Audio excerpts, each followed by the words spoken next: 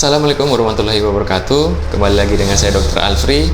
Teman-teman sekalian, untuk konten edukasi kali ini saya akan membahas contoh kasus pasien diabetes yang datang berobat kepada saya.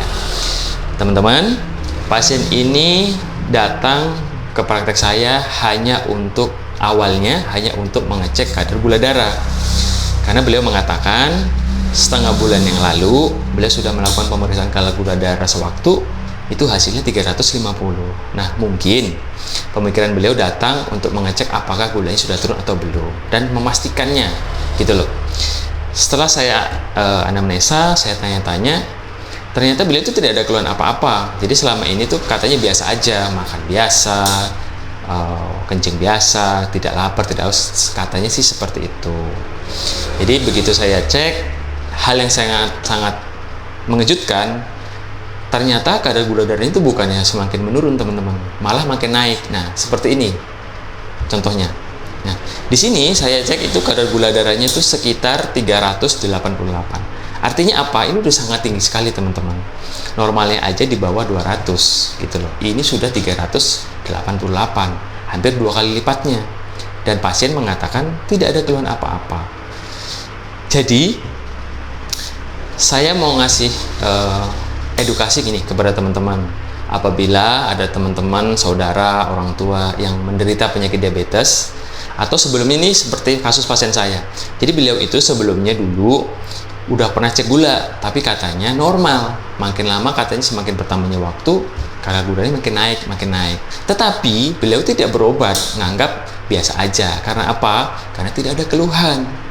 Jadi ingat ya teman-teman, saya tuh selama jadi dokter itu belum pernah menemukan orang yang didiagnosa diabetes tanpa ada keluhan apa-apa. Saya belum menemukan. Yang ada gula darah 200, mungkin sekitar 250, 260, atau bahkan 230 gula darah sewaktunya, itu sudah mengeluhkan. Salah satunya sering kencing malam hari. Yang kedua, kadang ngantuk di pagi hari jam 9, jam 10, badan kerasa letih, lesu. Itu biasanya saya sering jumpai hal yang seperti itu. Tapi beda pasien ini katanya nggak ada keluhan apa-apa. Nah, yang bisa saya bagi untuk konten kali ini, coba periksakan pada saudara atau keluarga teman-teman yang dulunya pernah pemeriksaan kadar gula darah. Dok, dulu pas periksa orang tua saya gula darahnya 220. Tapi kata yang meriksa, coba dirubah aja gaya hidupnya, contohnya jangan makan manis dan sebagainya. Menurut saya itu yang nggak ada salahnya. Tetapi yang lebih tepat itu sebaiknya dilakukan pemeriksaan berkala. Jadi kita itu teman-teman melakukan pemeriksaan yang namanya gula darah, asam urat, kolesterol atau medical check up itu sebaiknya setahun itu 2 kali. Jangan cuma saat ada keluhan aja, gitu loh. Saya pribadi sebagai dokter pun dan istri saya, keluarga saya anjurin untuk 6 bulan sekali minimal cek gula, asam urat, kolesterol. Jadi jangan nunggu sakit dulu baru kita berobat atau baru kita cek. Nah, itu menurut saya kurang tepat ya. Jadi teman-teman, pada orang yang sudah pernah kadar gula darahnya itu tinggi atau dulu sebelumnya itu begitu diperiksa udah sempat nih dok 300 contohnya atau 250. Tapi begitu sekitar 1 bulan 2 bulan lagi udah turun dok jadi 220 gitu. Artinya apa? Ini belum menyelesaikan masalah teman-teman. Artinya dengan gula darah segitu itu perlu juga diwaspadain gitu loh. Nah, jadi untuk memastikannya lagi, coba sebaiknya diulang lagi pemeriksaan kadar gula darahnya. Dilihat terutama pemeriksaan kadar gula darah puasa. Kedua, 2 jam setelah makan. Nah, lebih bagusnya lagi cek gulanya itu di laboratorium. Jadi sekalian cek namanya HbA1c.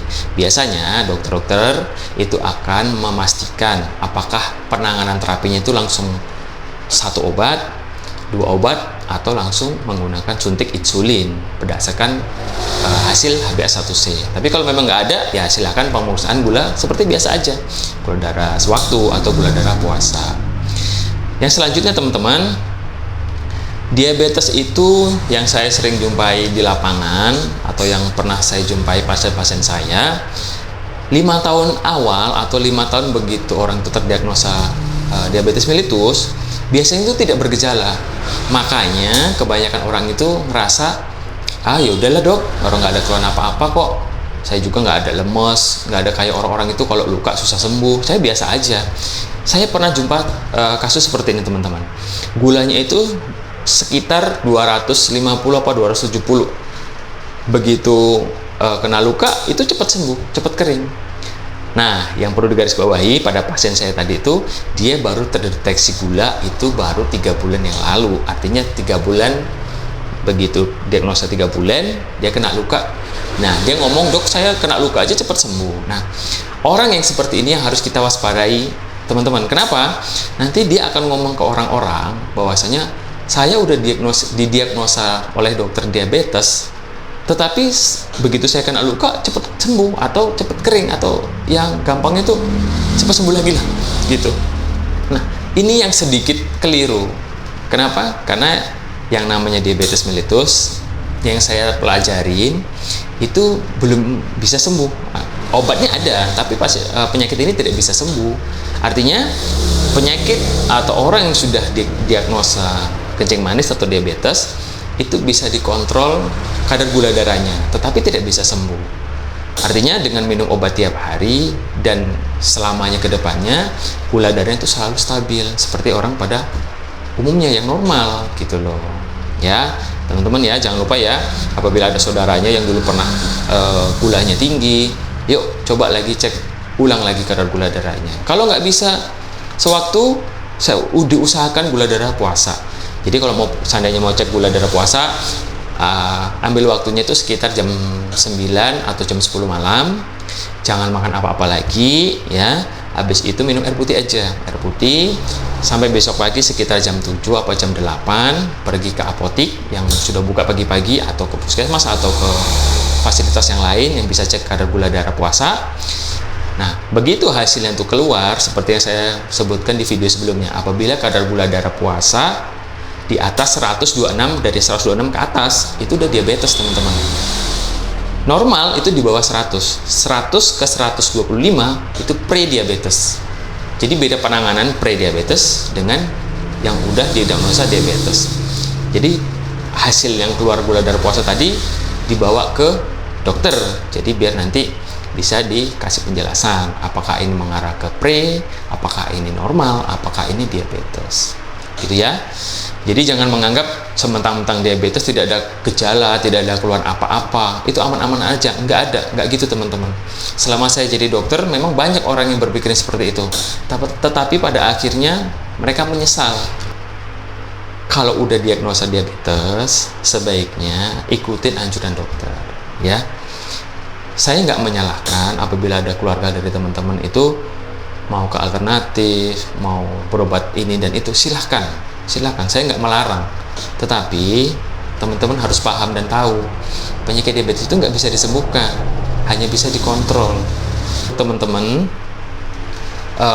apabila saudaranya, keluarganya sudah mulai bosan minum obat gula, sebaiknya dimotivasi lagi, ya, diingatin lagi, dikasih jelasan lagi, gitu loh. Karena ya itu tadi, dokter pun tetap melakukan atau mengedukasi hal yang sama, tetap harus minum obat gula, tetap harus memberikan motivasi semangat untuk pasiennya, gitu.